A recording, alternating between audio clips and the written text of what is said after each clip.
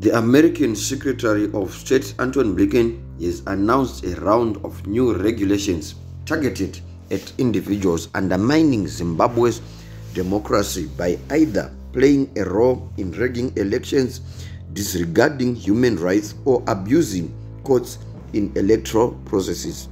Hello viewers, hello listeners, hello everyone. Thank you once again for joining me on DMAPS TV.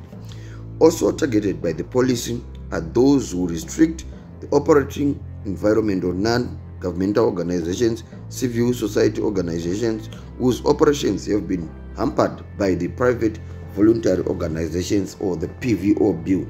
According to Blinken, those identified will be denied visas to travel to America. The denial might also apply to their mandate and their immediate family members.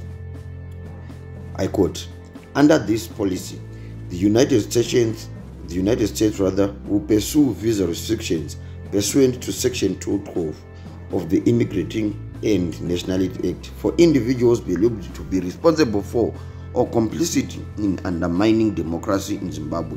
Such acts may include," and I want us to listen to this carefully, ladies and gentlemen, such acts may include manipulating or rigging the electoral process, disenfranchising voters or preventing individuals from exercising their right to vote, excluding members of the political opposition from electoral processes, restricting the ability of civil society organizations to operate and engage in democratic governance or human rights related activities, or intimidation of voters, election observers, or CSOs through threats or acts of physical violence. They also may include engaging in corrupt acts, including bribery that undermine the electoral process, interfering with the independent operation of the judiciary during its adjudication of electoral cases, or abusing or violating human rights in Zimbabwe. So the key takeaway from this, ladies and gentlemen, is that President Emmerson Mnangagwa's efforts to re-engage with America have constantly hit a snag since his ascent in 2017. Most of Mnangagwa's top officials in the ruling Zanu PF and some in government are on America's sanctions list, which bars them from traveling there on personal business. A worsening human rights record and disputed August elections that fell short of international best practice have combined to ensure the two countries' chief remains untenable.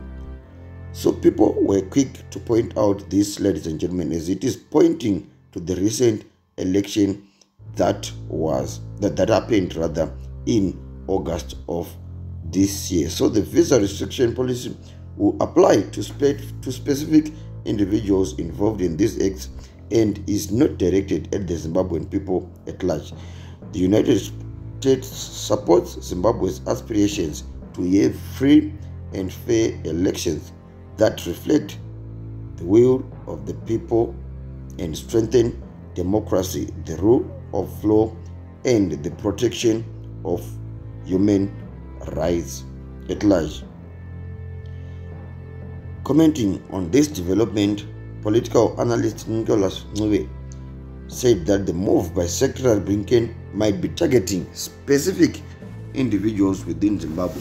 Ncube pointed to accusations against key figures including Justice Priscilla Chigumba, the head of the Zimbabwe Electoral Commission, who has been accused of conducting fraudulent elections since the assumption of power. Additionally, Tshabangu, the interim Secretary General of Citizens Coalition for Change, is accused of obstructing other CCC members from contesting in by-elections and also disenfranchising the voters, is shown in the press statement released by Blinken.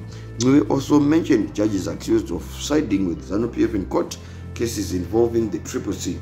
The political analysts suggest that these individuals could be the primary focus of the US visa restrictions, signaling a more targeted approach to address concerns about democratic processes in Zimbabwe. So, ladies and gentlemen, this is where we are. I think when you start a mission such as the one started by Sengezo Tshabangu, you don't know what you are preparing for. You don't know what you are entering into. Because the people were saying, oh, this press statement actually said, at first, these restrictions will be allowed to the inside individuals.